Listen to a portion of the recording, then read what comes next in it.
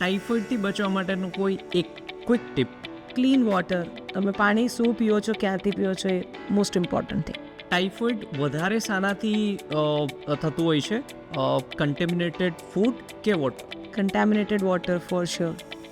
Best fruit કયું છે hydrate કરવા માટે બોડીને સમરની અંદર?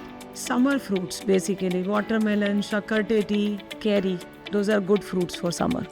કોઈ ઇન્ડોર હોય કે ઘરની અંદર હોય તો એમને શું હીટ સ્ટ્રોક થઈ શકે, ડિહાઇડ્રેશન થઈ શકે? હા, ઘરના અંદર પણ લૂ થઈ શકે છે.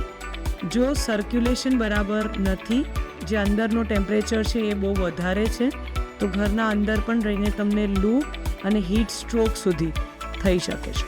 માઇલ્ડ યુટીઆઈ ઇન્ફેક્શન કોઈને હોય તો એમના માટે કોઈ હોમ રેમેડી? વોટર હાઇડ્રેશન પર બેસ્ટ ફોકસ કરો. 24 કલાક સરસ પાણી પીધા પછી પણ કમ્પ્લેન્ટ્સ નથી જઈ રહી તો કોન્ટેક્ટ યોર ડૉક્ટર.